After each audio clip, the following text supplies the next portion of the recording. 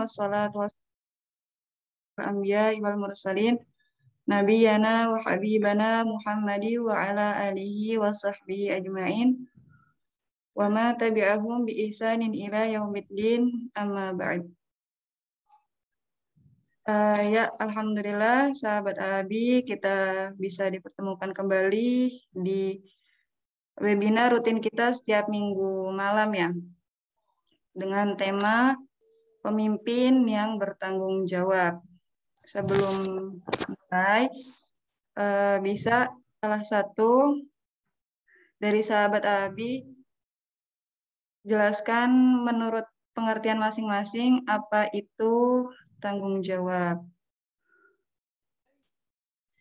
Mungkin dari Nugraha Sukanda.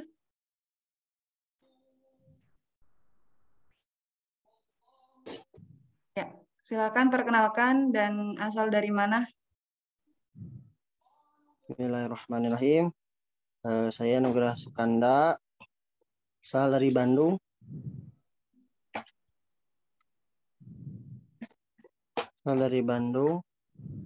Apalagi tanggung jawab ya? Ya. Tanggung jawab adalah hal yang harus dilakukan oleh kita, sehingga kalau hal yang harus dilakukan. Hal yang harus dilakukan. Seperti Ada itu. lagi? Cukup mungkin. Jadi ibarat sesuatu yang wajib kita lakukan ya? Ya, seperti itu. Ya, alhamdulillah. Terima kasih. Ya. Selanjutnya dari Akhwat. Ada Ikrimah. Mbak Ikrimah. Perkenalkan dan asal dari mana, silahkan.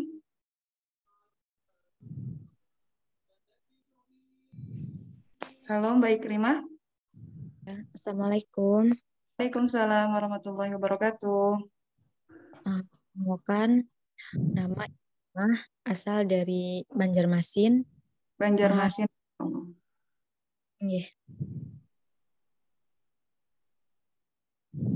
Menurut Mbak, tanggung jawab itu apa? Tanggung jawab itu adalah suatu hal yang wajib kita tanamkan dalam diri kita dari sejak dini untuk kedepannya kita bisa baik lagi ataupun memperbaiki dan menyadari kesalahan yang semisalnya telah kita perbuati. Oh, Masya Allah. Terima kasih banyak Mbak Ikrimah. Tinggi, sama-sama. Ya. Baik, kalau begitu bisa kita mulai webinar pada malam ini dengan membaca basmalah bersama-sama. Bismillahirrahmanirrahim. Ya, alhamdulillah. Yang saya hormati Bapak Ahmad Hadi Busono selaku pembina Al-Amalu Bil Iman. Yang saya sayangi seluruh santriwan santriwati Al-Amalu Bil Iman, dan yang terakhir untuk seluruh sahabat Abi, terima kasih banyak telah menyempatkan waktunya untuk kita bisa bersama-sama mengikuti kajian webinar ini.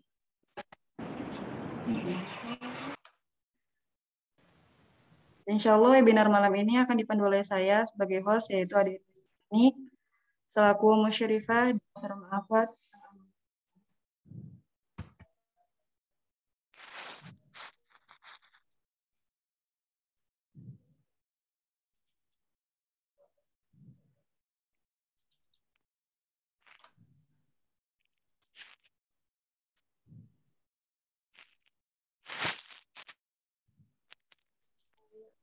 Akan pembicara pada malam hari ini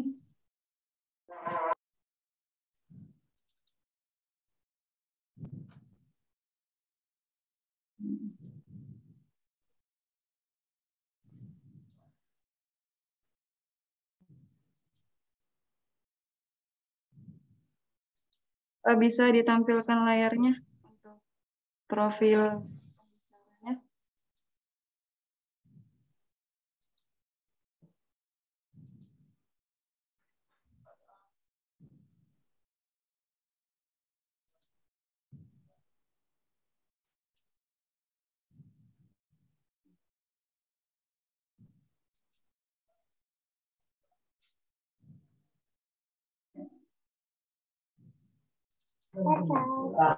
Berikut profil pembicara kita pada malam hari ini, yaitu Ustadz Ahmad Hadi Busono, selaku pembina Pondok Tahfiz Al-Amal bil Iman. Lahir di Lamongan, sebuah kota pesisir yang indah di Jawa Timur ya.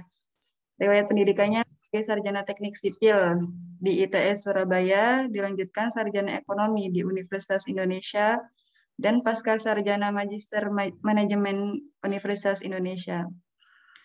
Sebagai pekerjaan telah dijalani mulai dari pegawai, pedagang, dan pengusaha. Telah 15 tahun lebih berusaha di bidang pengelolaan tenaga kerja atau biasa dikenal dengan outsourcing, dan sebagai pemilik Galang Group.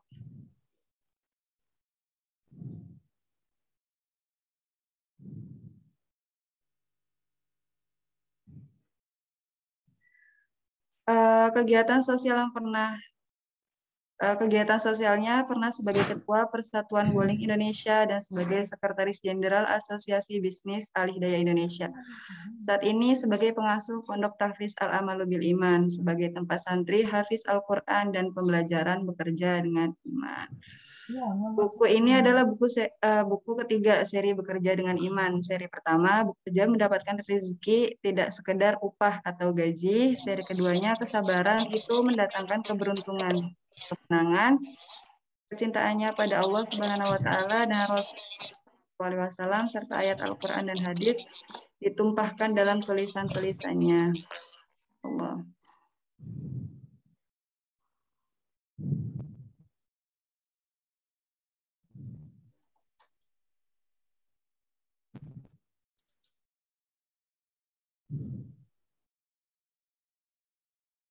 Ya.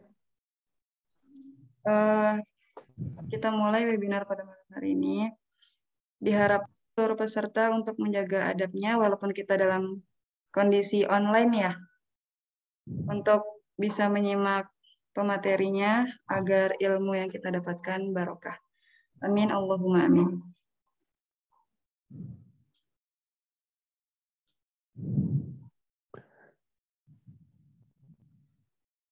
Waktu sudah bisa mulai. Halo? Ya, silakan Ustadz. Baik, terima kasih Ustazah Irma. Beliau ini sebagai musyrifah di pondok kita, bergantian dengan Ustazah Rahma yang hari ini lagi berhalangan. Bapak Ibu yang dicintai Allah, kita mulai saja webinar malam hari ini. Bismillahirrahmanirrahim. Oh, videonya belum kelihatan ya? Nah, sudah ya? Sudah. Muka saya kelihatan nggak? Halo? Kelihatan ya, terima kasih. Nanti yang dikira hantu nih, nggak ada mukanya. Bismillahirrahmanirrahim. Assalamualaikum warahmatullahi wabarakatuh. Alhamdulillahirrahmanirrahim. Wassalatu wassalamu ala asyrofil anbiya'i wal mursalin wa ala alihi wa ashabihi ajmain.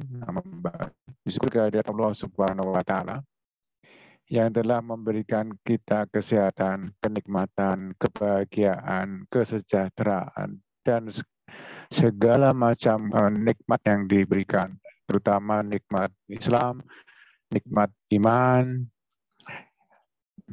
Salawat dan salam bagi junjungan kita Rasulullah SAW, keluarganya, sahabat-sahabatnya, dan seluruh kita semua yang malam hari ini menyempatkan waktu untuk berbincang tentang topik-topik yang sedang update pada hari ini. Assalamualaikum, dengar suara saya? Halo, halo, halo. Halo Pak, kedengaran Pak. Kedengaran ya, alhamdulillah. Hari ini topiknya adalah yang seru nih, pemimpin yang bertanggung jawab. Nah, kita mau menyatukan dulu pengertian kita, meminta tolong kepada sahabat-sahabat yang berwebinar pada malam hari ini, kronologis tentang pemimpin yang bertanggung jawab. Pasti ada yang pernah Bapak Ibu sekalian temui, pemimpin yang Bapak Ibu maksudkan sebagai pemimpin yang bertanggung jawab, entah itu orang tua, entah itu pemimpin di lingkungan RT RW atau presiden sekalipun. Nah, Bapak bayangkan seorang itu siapa gitu. Tapi nggak usah disebutkan namanya. Bayangkan apa yang menurut Bapak sekalian pemimpin tersebut yang Bapak bayangkan tadi sebagai pemimpin yang bertanggung jawab. Yang akan kita bahas malam hari ini, yang akan disebutkan di dalam Al-Quran. Nanti kita bandingkan. Saya persilahkan, ada yang angkat tangan, resign, yang bisa menjelaskan ke saya kenapa seseorang yang Bapak bayangkan itu merupakan pemimpin yang bertanggung jawab. Ada yang bisa membantu saya? Halo? Ya silakan Halo? yang mau menjawab bisa angkat tangan.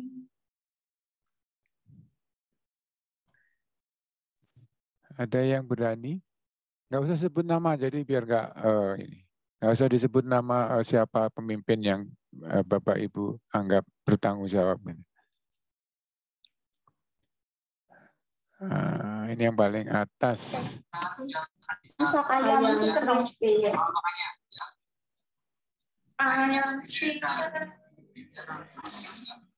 Halo, halo.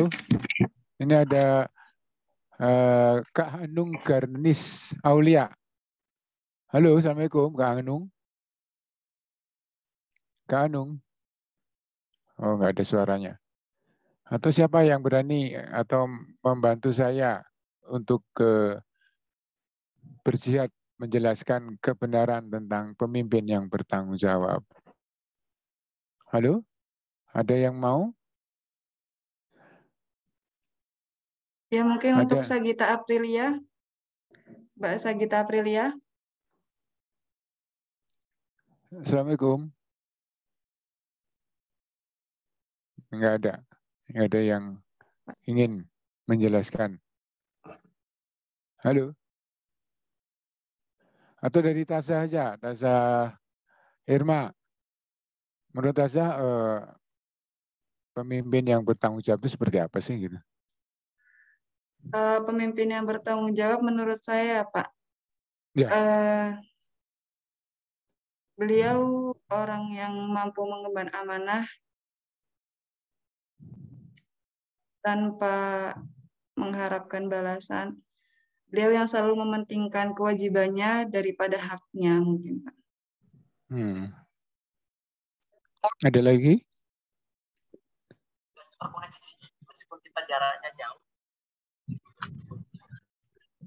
Ada lagi Tasya? Cukup Pak. Cukup ya. Nah. Mungkin ada lagi yang mau menambahkan? Halo? Halo? Mungkin ini Ibu Tutik Yoleha. Ya.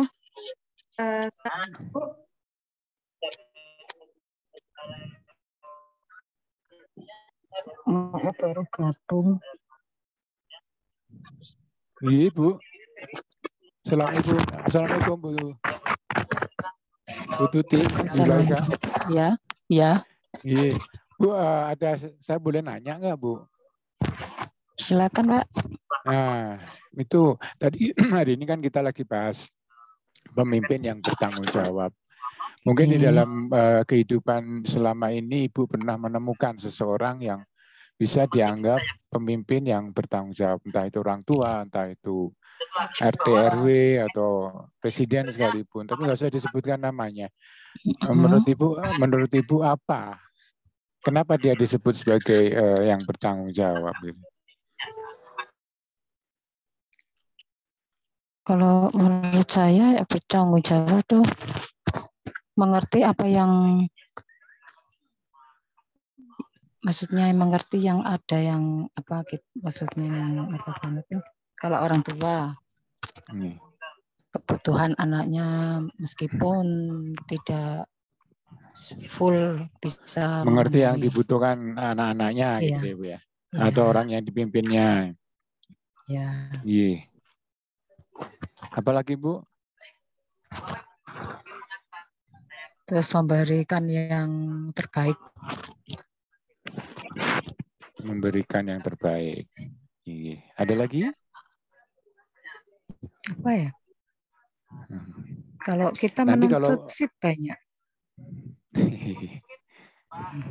Iya. Nanti bisa dijadiin acuan Bu untuk memilih atau menentukan pemimpin berikutnya, Gi. Oh iya. Ya, makasih. Terima kasih Bu. Jadi Bapak Iya, Ibu sekalian. Sama-sama. Iya. Bapak Ibu sekalian, tadi yang disebutkan keinginan kita yang ada di dalam pemikiran kita, dalam hati kita, yang namanya pemimpin itu adalah pemimpin yang bertanggung jawab, adalah yang mengemban amanah, yang melaksanakan kewajiban dibanding haknya, yang mengerti keperluan kita, orang-orang yang dipimpinnya, memberikan yang terbaik untuk kita. Nah, semua itu coba kita lihat di dalam Al-Quran itu ada, insya Allah ada. Dan sebetulnya apa yang kita pikirkan itu sudah ditulis 1400 tahun yang lalu oleh Allah Subhanahu wa taala di dalam bukunya, kitabnya Al-Qur'anul Karim. Mari kita lihat. Pertama saya jelaskan dulu mengenai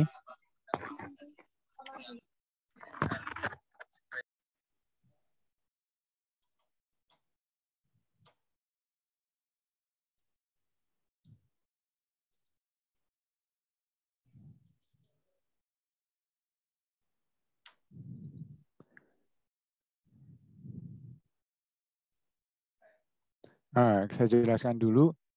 Halo, Assalamualaikum. Halo. Iya, Dengar Pak. suara saya? Oke. Saya jelaskan dulu mengenai pemimpin yang disebut di dalam Al-Quran. Ini surat Al-Qasas 41 dan Al-Sajdah 24. Yang artinya adalah bahwa segala sesuatu organisasi, baik itu rumah tangga maupun negara maupun organisasi-organisasi yang lain, itu akan rusak atau sukses itu tergantung dari pemimpinnya. Sepenuhnya tergantung pada pemimpinnya. Kita lihat negara-negara yang dulu indah, sejahtera gitu, berantakan sekarang karena pemimpinnya mau ngajak perang. Nah, seperti begitu. Jadi rumah tangga juga ada begitu, kalau kepala rumah tangga pemimpinnya rusak, itu ya pasti keluarganya juga akan masalah gitu. Karena di dalam Al-Quran sudah dijelaskan, jadikan mereka para pemimpin yang mengajak manusia ke neraka pada hari kiamat mereka dan tidak akan ditolong. Nah, kami jadikan antara mereka itu pemimpin-pemimpin yang beri petunjuk dengan perintah kami selama mereka sabar. Jadi ada dua macam, ada pemimpin yang mengajak kita ke neraka, atau pemimpin yang memberikan kita petunjuk sesuai dengan perintah yang diberikan kepada Allah di dalam ayat-ayatnya. Jadi ini ada, memang disebutkan di sini ada dua macam. Yang kedua, ini ada cerita lagi, bahwa kalau terjadi masalah, itu selalu pemimpin itu menyalahkan yang dipimpinnya. Atau yang dipimpinnya menyalahkan kepada pemimpinnya. Ya, kita banyak sekali kita lihat dari kasus-kasus yang kita dengar, kita lihat di negara ini. Kalau ada masalah, selalu pemimpin yang disalahkan. Pemimpinnya begitu juga menyalahkan yang dipimpinnya. Jadi memang sudah disebutkan oleh Allah Subhanahu wa taala, inilah kejadian-kejadian yang akan terjadi 1400 tahun yang kita alamin sekarang.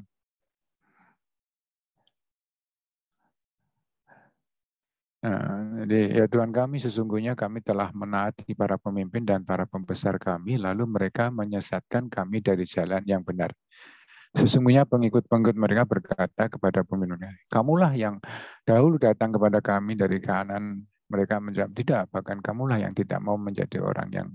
Dan seterusnya. Jadi saling menyalahkan antara pemimpin yang dipimpinnya. Itulah kejadiannya. Nah, lalu yang penting adalah siapakah itu pemimpin? Ibnu Umar, dia mengatakan, aku pernah mendengar Rasulullah bersabda, setiap kalian adalah pemimpin. Maka masing-masing dari kalian akan dimintai pertanggungjawaban atas kepemimpinannya. Seorang penguasa itu adalah pemimpin dan dia bertanggung jawab atas rakyatnya. Seorang laki-laki pemimpin bagi semua anggota keluarganya dan bertanggung jawab atas seluruh yang dipimpinnya. Jadi suami bertanggung jawab atas keluarganya. Seorang wanita juga pemimpin di rumah suaminya. Dan dia bertanggung jawab atas yang dipimpinnya. Jadi seorang wanita, istrinya bertanggung jawab atas rumah tangganya. Jadi kalau suaminya bertanggung jawab atas keluarganya, dan seorang wanita, ibunya, istrinya, itu adalah bertanggung jawab atas rumah tangganya. Bahkan seorang budak pun, seorang pembantu rumah tangga pun, itu adalah pemimpin. Pemimpin atas harta-harta yang dipercayakan olehnya, atas apa yang dipimpinnya, itu harta-harta dan seterusnya.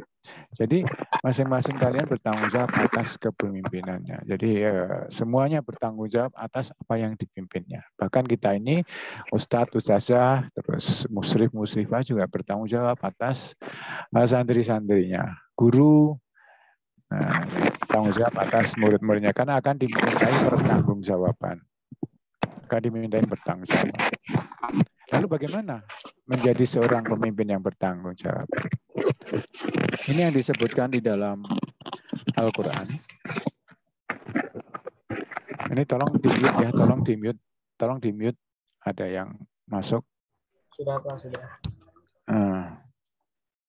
Tadi disebutkan oleh Bu Titi, mengerti apa yang dibutuhkan oleh orang-orang yang dipimpinnya. Yaitu seorang pemimpin harus mengerti, berusaha keras untuk melayani kebutuhan mereka. Tidak memberi nasihat kepada mereka, melainkan dia tidak akan masuk surga bersama-sama dengan mereka. Jadi kalau ada yang kita pimpin, misalnya kita punya karyawan, atau di rumah itu ada pembantu rumah tangga, atau ada supir, atau siapapun yang menjadi tanggung jawab kita.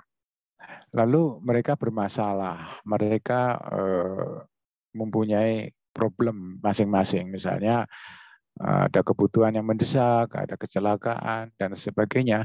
Lalu dia meminta bantuan kepada yang dipimpinnya. Nah, kalau kita langsung menghargai, itu bukan urusan saya, itu urusan kamu itu. Jangan tambah-tambah masalah untuk saya. Nah, itu di dalam Al-Quran disebutkan, kalau kita tidak memberi nasihat kepada mereka, paling tidak berilah nasihat. Melainkan tidak akan masuk surga bersama-sama dengan mereka. Paling tidak berikanlah nasihat. Apa yang harus dicari solusinya. Jangan malah dihindarin atau dihardik gitu, atau dijauhin mentang-mentang ada masalah gitu. Jadi kita sebagai pemimpin itu diwajibkan untuk berusaha keras untuk melayani kebutuhan mereka. Tadi yang Ibu Tuti Yulaika sebutkan tadi, mengerti apa yang dibutuhkan yang dipimpinnya. Lalu memberikan yang terbaik, meskipun itu dalam bentuk nasihat. Lalu pemimpin yang bertanggung jawab adalah, yang kedua adalah berendah diri. Dan rendahkanlah dirimu terhadap orang-orang yang beriman yang mengikutimu. Ini suara 215. Jadi jangan terus karena pemimpin jadi mentang-mentang. Nah, kamu harus menghormatin saya, kamu harus merendahkan diri kamu kepada saya. Nah, malah kebalik gitu. Allah menyebutkan bahwa rendahkanlah dirimu terhadap orang-orang yang beriman yang mengikutimu. Itu yang disebutkan di dalam Al-Quran.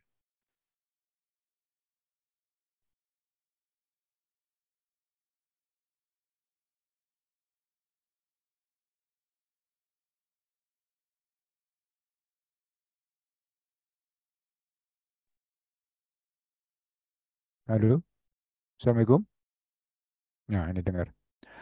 Nah, ini tadi mengenai rendah diri.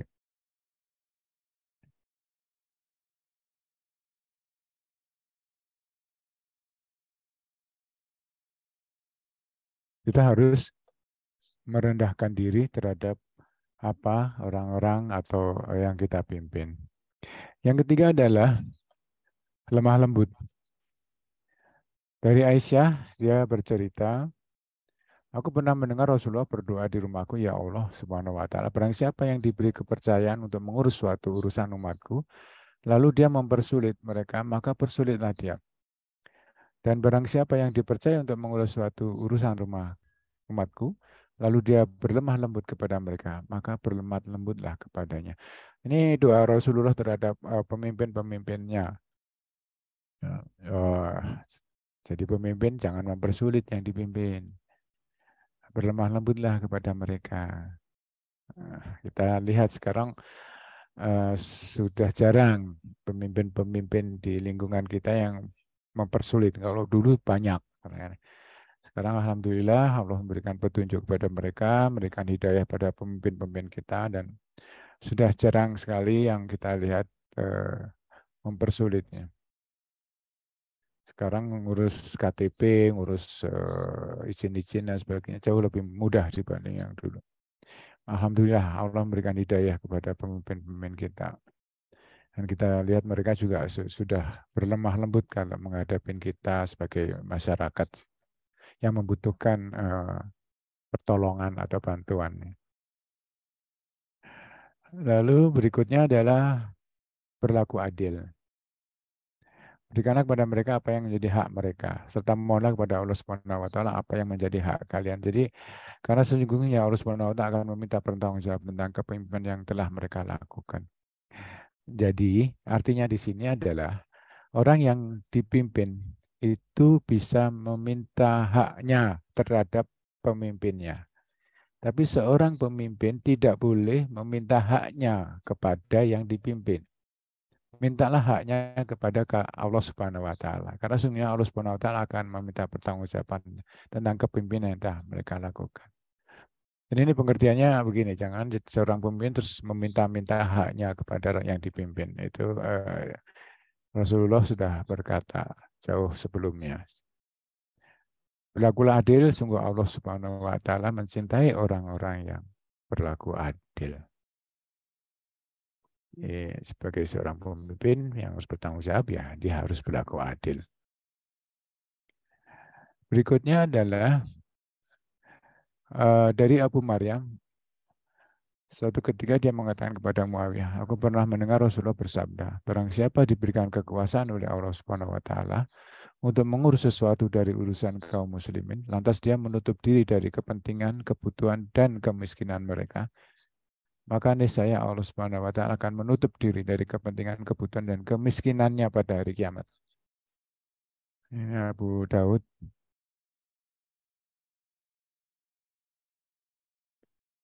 Dan Al-Tirmizi.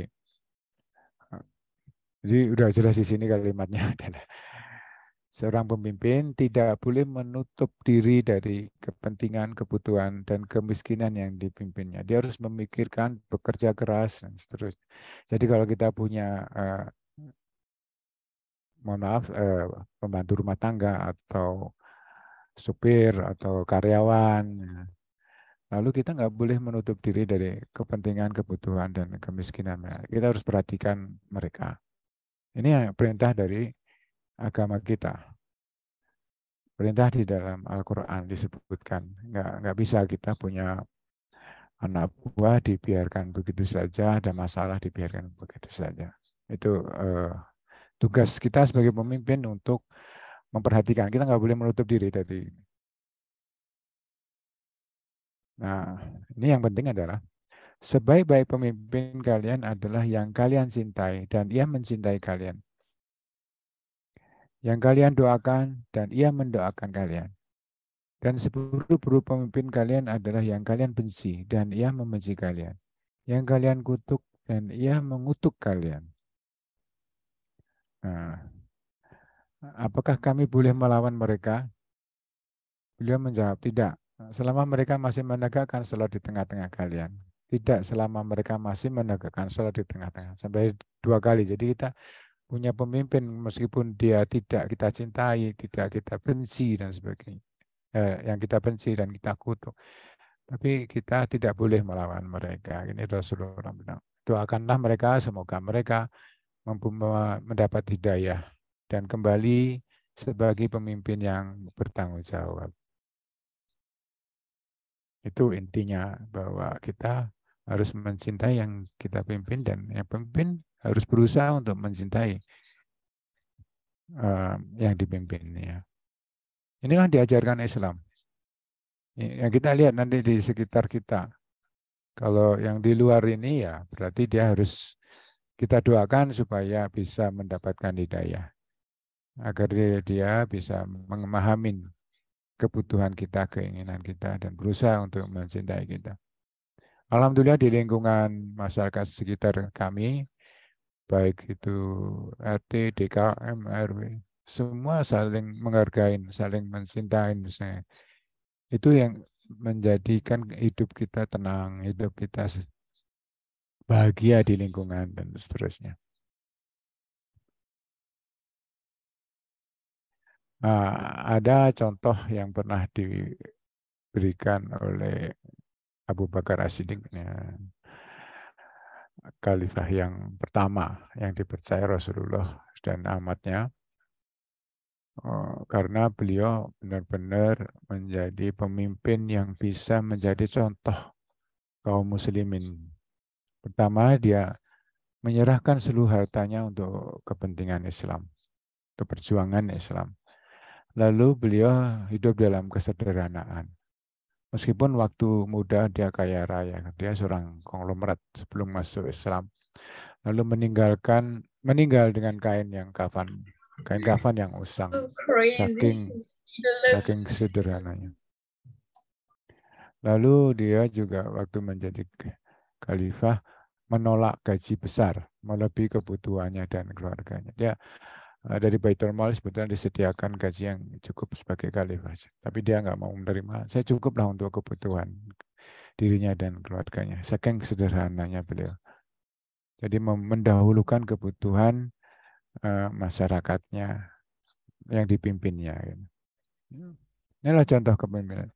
Jadi semua yang disebutkan tadi sebelumnya, menyambung amanah, kewajiban, mendahulukan kewajiban dari haknya, ya kan, mengerti yang dibutuhkan, memberikan yang terbaik, itu sudah disebutkan di dalam Al-Quran.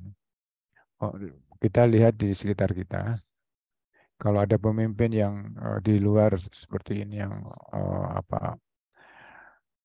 tidak merendah diri, tidak berpangku tangan atas kebutuhan masyarakat, pasti tidak akan lama. Karena Allah memelihara Al-Quran di kehidupan kita. Ini yang bisa kita rumuskan atau kita rangkum. Yang pertama adalah tergantung pemimpinnya, kemana yang dipimpin mau dibawa. Mau ke neraka atau mendapatkan rahmat Allah, tergantung dari pemimpin. Lalu bisa saling menyalahkan. Kalau sudah ada masalah, pemimpin yang tidak amanah biasanya saling menyalahkan. Nah, pemimpin bertanggung jawab atas yang dipimpinnya karena akan dimintain bertanggung jawab oleh yang pemimpin yang kita harapkan, dan yang disebutkan di dalam Al-Quran tadi, pemimpin yang melayani kebutuhan masyarakatnya, yang berendah diri, yang lemah lembut, yang berlaku adil, terus tidak menutup diri atas kekurangan yang dipimpinnya, yang kita cintai dan dia mencintai kita. Nah, inilah kriteria kepemimpinan di dalam Al-Quran, dan yang menurut kita bisa kita jadikan acuan dalam kehidupan kita berikutnya. Memilih RT, ya carilah yang lemah lembut, berlaku adil, tidak, jangan yang kaya, yang arogan, gitu. Kan akan jadi masalah. Bapak Ibu sekalian, ya, kalau ada pertanyaan nanti bisa langsung di chatting. Insya Allah kita bisa jawab kalau bisa. Lalu ini adalah rangkuman. Mudah-mudahan bisa menambah wawasan kita semua di sini, termasuk saya. Biasanya kalau ada pertanyaan itu menambah ilmu buat bagi saya juga gitu. Inilah akhir dari kajian kita tentang pemimpin yang bertanggung jawab. Jazakumullah khairan katsira. Terima kasih atas perhatian Bapak Ibu sekalian yang mendapatkan rahmat dari Allah Subhanahu wa taala. Lalu perkenankanlah ini ada yang mau lewat titipan dari UMKM nih.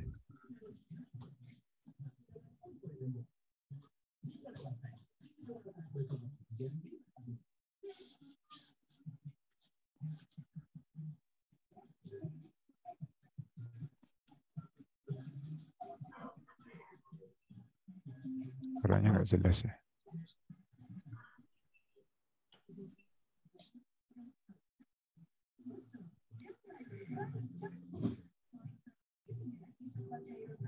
Coba sudah.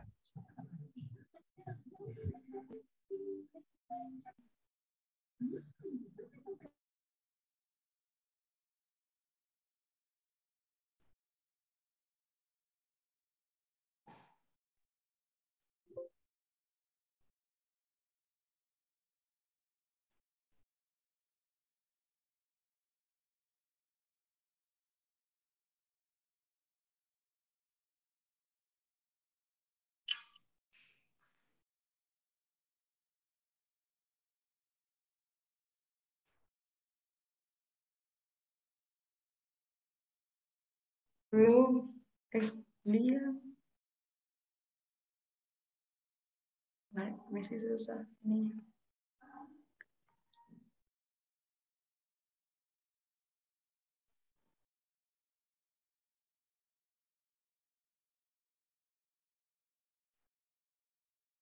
Assalamualaikum. Kami dari Mahaba Store menjual produk lebih dari 100 brand ternama. Bisa dilihat ini nama-nama brandnya tertera di sini. Dan apabila teman-teman mau join menjadi agen, di sini sudah ada keterangan fee-nya.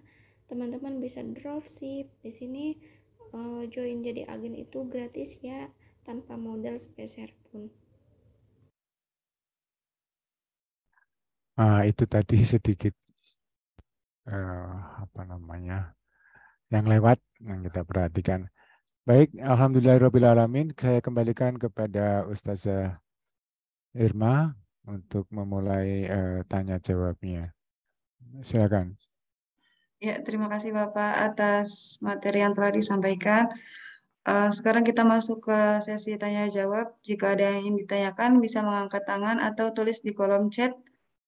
Silakan untuk sahabat Abi.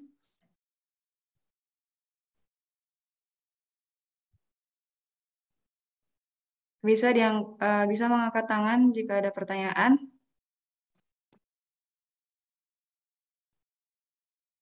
Atau mungkin kita tanya lagi Ibu Tuti Yulaika. Tadi sudah masuk semua enggak, Bu? Apa yang tadi diharapkan tentang pemimpin yang bertanggung jawab. Assalamualaikum Bu Tuti. Masih di webinar kita? Iya, Waalaikumsalam. Kalau enggak, Bu? sebenarnya kalau pemimpin yang kurang memenuhi yang anggotanya itu gimana, Pak? Kurang memenuhi, maksudnya udah memenuhinya hanya segitu aja, nggak sampai full gitu. Nah, kalau yang tadi disebutkan Allah Subhanahu wa taala, Rasulullah SAW, kita nggak boleh melawannya. Yang kita lakukan adalah mendoakan dia. Ya Allah, semoga pemimpin saya si A ini mendapatkan hidayah-Mu, memberikan ingatkanlah atas kekurangannya agar mendapatkan syafaat dari yang dipimpinnya. Hanya itu yang bisa kita lakukan, Ibu. Kalau kita melawan dia nggak boleh. Jadi kita doakan saja. Satu-satunya jalan yang bisa kita lakukan, doakan. Ya kalau Dan ya Bu, kita kan sebagai orang tua gitu Pak ya, kan anaknya nuntut ini kebutuhan sekolah mungkin. iya. Terus kitanya orang tuanya hanya segitu aja. Terus kadang anaknya bilang gitu, ini kan tanggung jawab orang tua. Gimana itu? Ya, ya. Ya, diberikan. Jadi kadang kebutuhan itu melebihi dari yang diekspektasikan, yang diinginkan, gitu kan. Saya ingin beli mobil, saya ingin beli rumah, saya ingin punya motor, saya sekolah naik motor, gitu kan. Anak-anak sekarang kan pinginnya begitu. Nah, pertama Allah itu memberikan sesuatu atas yang dibutuhkan, bukan atas yang diinginkan. Oh, Ya, Allah memberikan rezeki segala macam yang meskipun kita ngajuin keinginan kita, tapi kalau Allah melihat itu tidak dibutuhkan, itu biasanya jarang sekali dikabulkan. Misalnya begini, kita pengen punya mobil, padahal garasi nggak punya, gitu kan. Akan mempersulit kita sendiri, karena Allah tahu apa yang kita butuhkan. Yang benar-benar kita butuhkan. Menangislah kalau memang yang dibutuhkan belum diberikan kepada kita gitu. Menangislah kepada Allah Subhanahu wa taala. Saya benar butuh ini Allah, tolonglah ya. Nah, tapi kalau benar-benar butuh ya. Karena Allah tidak suka orang-orang yang berlebihan. Yang berlebihan. Karena itu akan membahayakan kita sendiri. Saya kira itu Ibu Tuti. iya, terima kasih. Bisa. Selanjutnya ada Ukhti Kamelia yang sudah mengangkat tangan. Silakan di open mic-nya. Siapa tadi yang resign tadi? Assalamualaikum warahmatullahi wabarakatuh. Waalaikumsalam warahmatullahi wabarakatuh. Saya ingin bertanya, ini ada mengenai kepemimpinan. Ibu Kamelia nih ya? Iya, udah iya. suaranya khas sekali. Assalamualaikum, silakan Ibu Kamelia. Ya, sehat Ustaz. Begini Alhamdulillah. Ustaz, kan seorang ayah itu kan pemimpin kan Ustaz. Ya. Terus di lingkungan itu ada 3 bersaudara, yang tertua laki-laki, terus si perempuan, kemudian laki-laki lagi. Anak si yang tertua itu sering mengamuk-ngamuk Ustadz. Kemudian dia mengancam ingin melukai ayahnya. Terus ayahnya kan seorang pemimpin, tapi dia menyatakan ingin melarikan diri untuk menyelamatkan dirinya sekeluarga. Kemudian dia berpesan kepada adik si perempuan harus bertanggung jawab dengan anaknya. Apakah si adik perempuan itu bertanggung jawab atas anaknya tersebut? Kondisi anaknya kurang sehat akal. Jadi apa yang mesti dilakukan si adik perempuan dalam kondisi tersebut, Ustadz? Oke, baik.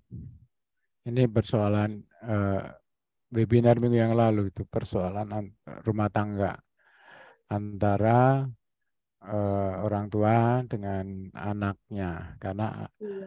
Anaknya anak sudah berkeluarga Ustadz, tetapi kehidupan sering keluarga anaknya udah berantakan gitu.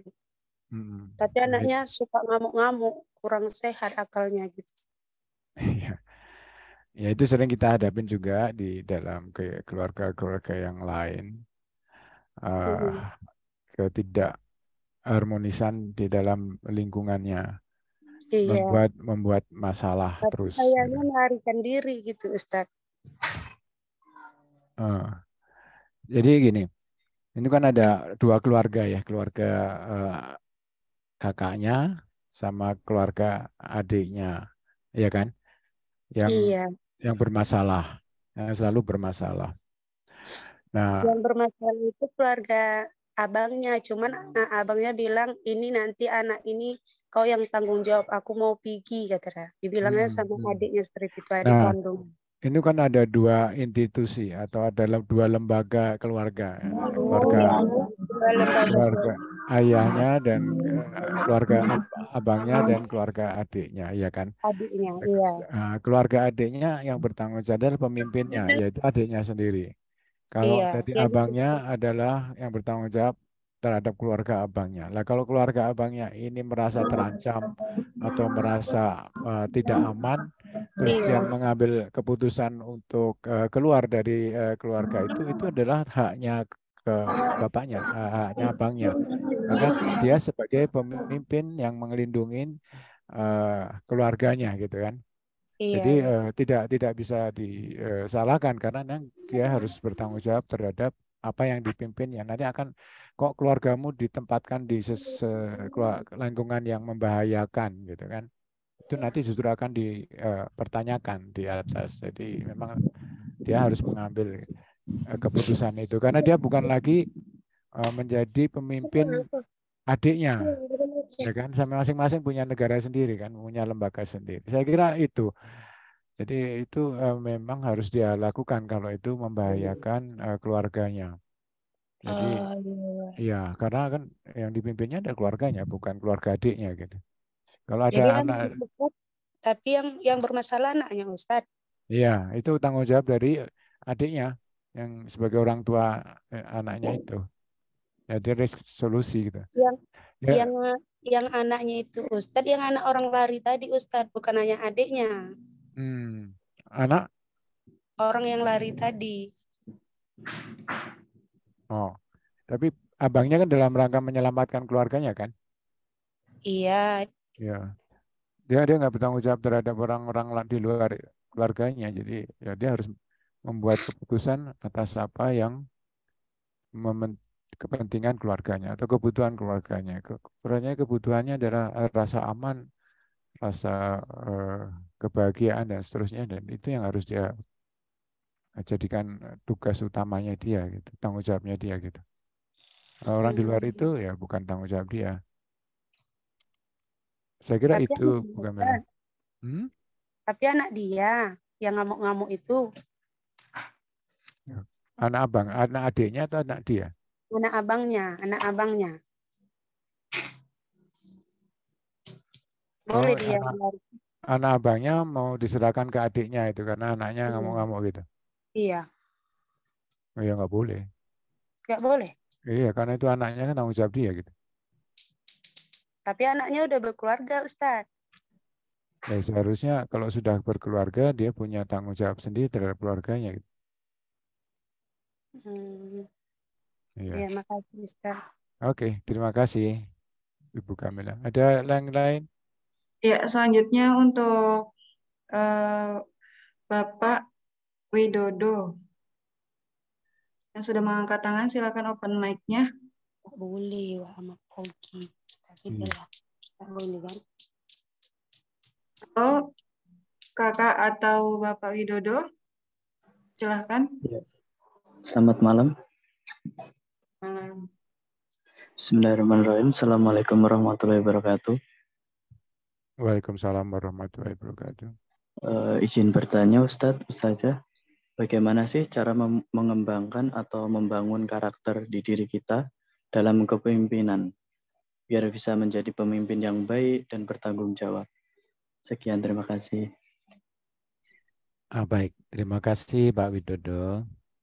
Jadi pemimpin itu adalah kalau di istilah manajemen itu adalah leader atau mempunyai kepemimpinan, mempunyai leadership, ya, punya karakter sebagai seorang pemimpin, sabar, merendah diri, bertanggung jawab dan seterusnya, banyak sekali kriterianya.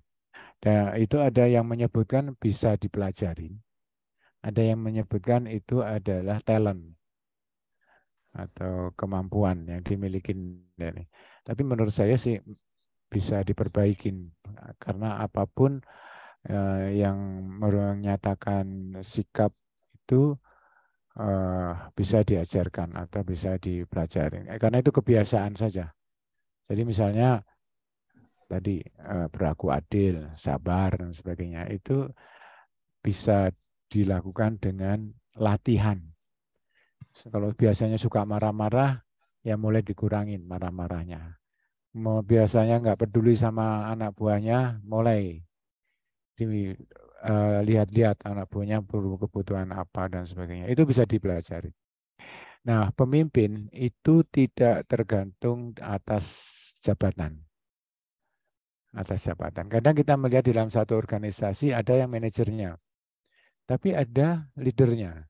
Kadang-kadang ada manajer, ada leader. Ada leader itu artinya orang yang seseorang yang dipanutin atau yang didengar omongannya atau yang karena dia bersikap sebagai leader. Karena seorang leader itu tidak perlu jabatan. Manajer bisa jadi leader juga kalau dia memahami bagaimana harus mengelola anak buahnya gitu. Jadi itu bisa dipelajarin dan dengan cara dibiasakan. Sedikit demi sedikit, nggak bisa langsung. Itu Pak Widodo yang bisa saya jawab. Baik, Pak Ustadz. Terima kasih. Ini ada pertanyaan di kolom chatting. Selanjutnya ada pertanyaan dari kolom chat. Saya bacakan. Kebijakan apa yang diambil ketika anggota Anda melakukan kesalahan? Sama bila anggota Anda melakukan kesalahan dan harus dikenai sanksi oleh pembina, tanggung jawab apa yang Anda ambil sebagai pemimpin? Sekian dari saya, Ustadz. Kalau ada anak buah yang membuat kesalahan, dilihat itu biasanya apakah kesalahan itu merupakan sesuatu yang disengaja atau dia mempunyai kepentingan atas kesalahan itu. Misalnya dia mencuri, katakan begitu. Dia mencuri dalam satu kantor. Lalu persoalannya, apakah dia mencuri itu karena sesuatu? Misalnya karena keluarganya. Atau karena ya pengen mencuri aja, senang dengan barang itu. Dan seterusnya. Itu seorang pemimpin harus adil. Kan tadi tanggung jawabnya harus adil. Itu dulu. Jadi terus lalu dilihat apakah ada sesuatu yang melatar belakanginya yang kita sebagai pemimpin nggak tahu. Ya, kalau kita nggak tahu ada anak buah yang kekurangan atau melakukan sesuatu sampai seperti itu, ya itu kita juga ada sedikit salahnya juga karena selama ini nggak memperhatikan dia gitu kan. Tapi tetap kita harus adil. Adil itu harus mengikuti aturan yang ada. Nah, aturan perusahaan atau aturan di rumah tangga seperti apa. Sanksi yang tadi disebutkan itu apa yang harus dilakukan. Kita nggak boleh tidak adil. Nanti akan jadi masalah di belakang. Adil itu artinya bukan memaafkan saja atau membuat sama rata gitu. Enggak. Adil itu adalah melakukan sesuatu sesuai porsinya.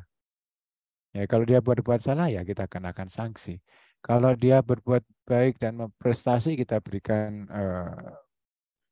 reward dan seterusnya. Itu yang namanya adil. Jadi itu ya. Kalau ada kesalahan kita ya kita harus koreksi diri. Mungkin kita selama ini nggak perhatikan terhadapnya. Tapi karena kesalahannya itu sudah melanggar aturan ya harus kita sanksi karena kita harus adil. Saya kira itu. Ya. Ini ada pertanyaan dari Naufal Robikis Dwi Asta. Saya mau bertanya Ustadz, bagaimana banyak dari beberapa tokoh dalam Islam seperti Ibnu Rushd, Nggak jelas. Saya ulang ya Ustadz. Nah, Ya. silakan. Banyak dari beberapa tokoh dalam Islam seperti Ibnu Rushd, Ibnu Majah, Ibnu Arabi dan lain-lain menjelaskan bahwa pemimpin yang ideal beberapanya adalah bertanggung jawab, mengenali diri sendiri, jujur, amanah, dan memahami yang dipimpin. Dalam konteks pemimpin secara menyeluruh, bagaimana cara untuk melihat citra asli orang-orang yang demikian, mengingat banyak calon pemimpin sekarang yang dengan mudah menunjukkan contoh baik, namun hal tersebut hanya digunakan sebagai pencitraan semata-mata agar dipilih. Ya. Baik, tadi dari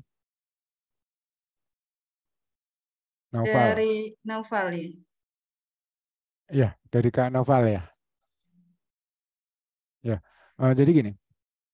Tadi yang disebutkan di dalam Al-Quran sudah jelas sama dengan apa yang terjadi dengan disampaikan oleh Ibnu Rushd, ya, Ibnu Abajan dan Arabi menjelaskan bahwa memang pemimpin ideal yang bertanggung jawab tadi adil, berendah diri, memperhatikan yang dan seterusnya. Tadi ada kita rumuskan. Itu hanya sebagian ya, sebetulnya banyak. Yang di dalam Al-Quran kita bisa mengkaji lebih dalam. Lalu sekarang mengenai pencitraan. Kita sudah tahu kronologis atau kriteria yang ada di dalam Al-Quran. Lalu bagaimana kita menganalisa atau mengevaluasi pemimpin kita? Katakanlah ada ketua RT atau pemilihan lurah misalnya gitu ya. Tentu kita lihat track record beliau sebelumnya. Apakah dia menjadi lurah itu karena dihargai oleh orang-orang atau dicintai oleh masyarakatnya? Atau karena pencitraannya dia yang tiba-tiba saja pada saat pemilihan lurahnya gitu. Nah itu kita diwajibkan oleh Allah untuk berijtihad, arti mengevaluasi siapa yang akan memimpin kita, terutama pemimpin yang dipilih oleh kita. Karena kalau kita salah memilih pun akan dimintain pertanggungjawaban oleh Allah. Kita memilih karena keluarga kita memilih karena dia dekat dengan kita. Padahal kriteria yang disebutkan di dalam Al-Quran tadi tidak terpenuhi. Nah, itu kita akan dimintain pertanggungjawaban juga oleh Allah Subhanahu wa taala atas pemilihan yang kita lakukan gitu. Karena akan menjerumuskan dia. Di ayat-ayat yang lain disebutkan bahwa pemimpin itu adalah yang diberikan oleh Allah, bukan yang diminta. Jadi saya mau jadi pemimpin, saya mau jadi RT, saya mau jadi lurah. Justru itu yang tidak disukain. Ada di ayat yang tidak kita bahas malam ini. Karena kita membahas secara umum saja. Jadi citra aslinya ya, marilah kita lihat ke belakang. Kita harus jujur terhadap diri kita, terhadap apa yang kita pilih. Jadi bukan karena sesuatu yang kita harapkan. Itu insya Allah kalau semua sudah berbuat seperti itu sesuai dengan kriteria yang disebutkan dalam Al-Quran, insya Allah pemimpin kita akan menjadi pemimpin yang istiqomah, yang akan kita cintai, yang kita tidak akan melakukan sesuatu yang dia tidak sukai. Saya kira itu. Sudah bisa dijawab?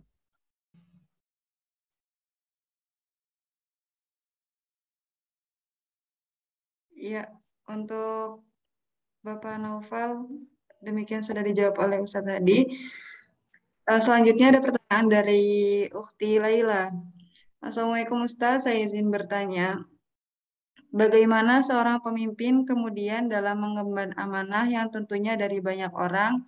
Dalam hal ini tentu seorang pemimpin juga belum tentu mampu menjalankan amanah dari banyaknya orang tersebut. Apakah dalam hal ini pemimpin tersebut masih dapat dikatakan sebagai pemimpin yang bertanggung jawab? Bagaimana menurut pandangan Pak Ustadz? Terima kasih. Iya, Ibu Laila. Jadi pemimpin itu ada secara keseluruhan, ada juga yang terdelegasikan. Jadi itu semua diatur di dalam organisasi. Satu orang itu tidak akan bisa mengelola lebih dari 10 orang. Itu sudah patokannya begitu. Makanya ada ketua umum, di bawahnya adalah ketua divisi. Di bawah ketua divisi ada manajer, di bawah manajer ada supervisor. Karena maksimal orang rentang kepemimpinnya itu tidak bisa banyak. Nah, namun dia memimpin yang di bawahnya itu harus mencakup yang secara keseluruhan. Jadi harus membuat satu aturan atau sistem pengawasannya dia terhadap yang di bawahnya. Karena yang di bawahnya itu punya anak buah juga. Anak buahnya punya anak buah juga. Jadi itu seperti juga presiden punya menteri. Menteri punya direkturnya dan sudah sampai ke bawah. Karena itu memang strukturalnya seperti itu. Tidak mungkin seorang presiden sampai menangani yang paling bawah gitu, rakyat. Namun dia harus melihat rakyatnya ini secara umum sejahtera atau tidak. Sama seperti dengan presiden suatu perusahaan atau direktur utama suatu perusahaan. Dia punya tangan kanan ya paling banyak adalah 10 orang. Gitu. Kalau dia lebih dari 10 orang mungkin tidak akan tajam penglihatannya. Nah itu 10 orang tadi punya bawahan. Jadi secara keseluruhan dia harus punya sistem untuk melihat sampai ke bawahnya. Saya kira itu. Karena kalau misalnya nih, seorang direktur utama punya office boy. Maaf ya, mungkin punya office boy. Office boy-nya ini sampai kelaparan. Nah, itu berarti kan ada masalah ini di dalam sistem kepemimpinannya dia secara keseluruhan. Sampai dia tidak bisa makan misalnya. Atau dia sakit sampai parah dan nggak ada seorang pun yang bisa menolong. Nah, ini berarti sistem yang harus dia bikin supaya dia nanti tidak dimintain pertanggungjawaban pada saat hari kiamat nanti. Karena bagaimanapun juga yang paling bawah itu ada di bawah pengawasannya. Jadi dia harus membuat satu sistem untuk mengevaluasi dan menganalisa agar mereka agar terbebas dari pertanggungjawaban nanti. Saya kira itu Bu Laila, bisa dipahami Gi? Mana tadi?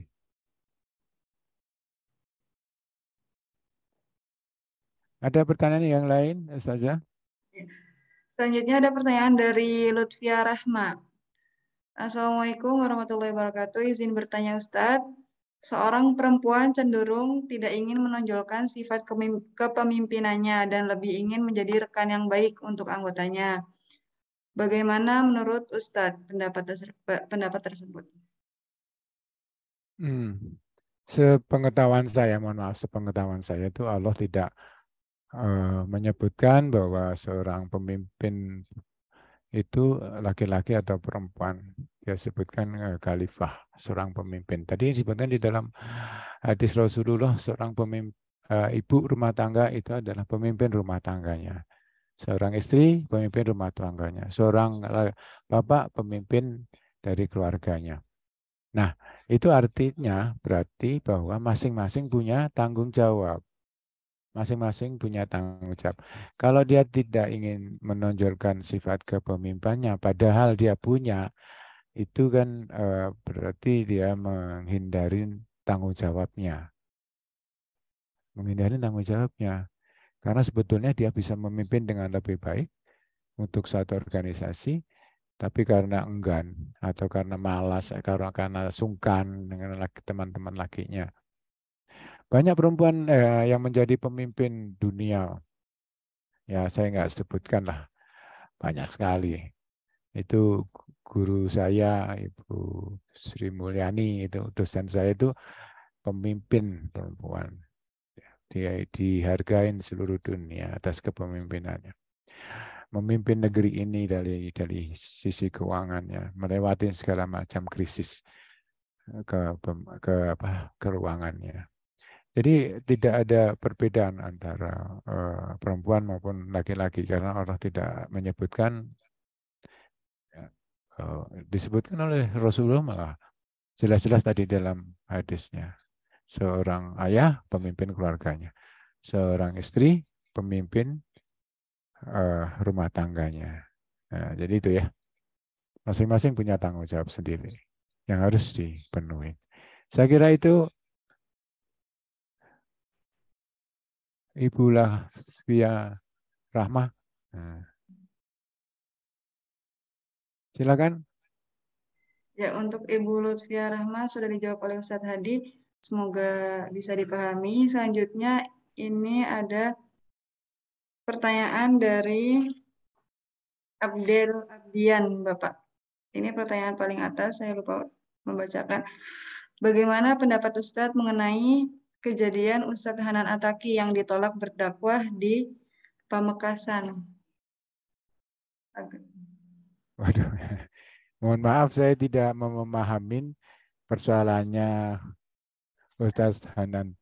Itu mungkin di luar konteks yang kita bicarakan karena sama sekali saya tidak mengerti. Malah salah saya memberikan pengertian. Mohon maaf, mohon maaf.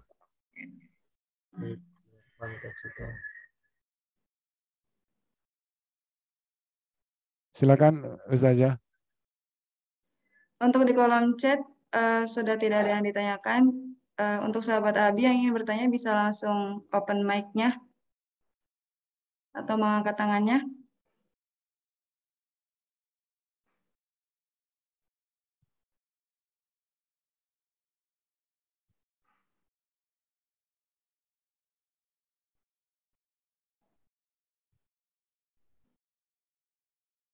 Saya kira sudah cukup dimengerti. Barangkali pada kesempatan lain atau kalau masih ada pertanyaan silakan di WA grupnya.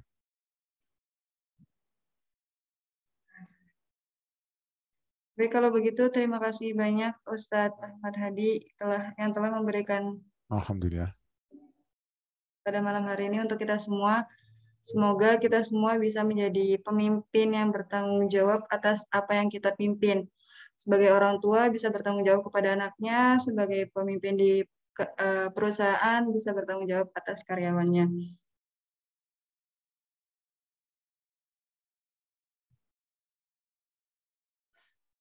Kira-kira cukup ya Ustaz tadi ya? Iya, saya kira cukup. Alhamdulillah sudah pada memahami. Ya. Alhamdulillahirrahmanirrahim. Kita akhiri Zoom webinar pada malam hari ini dengan membaca doa kafaratul majelis bersama-sama. Subhanakallahumma wa bihamdik asyhadu an la ilaha illa anta astaghfiruka wa atubu ilaik.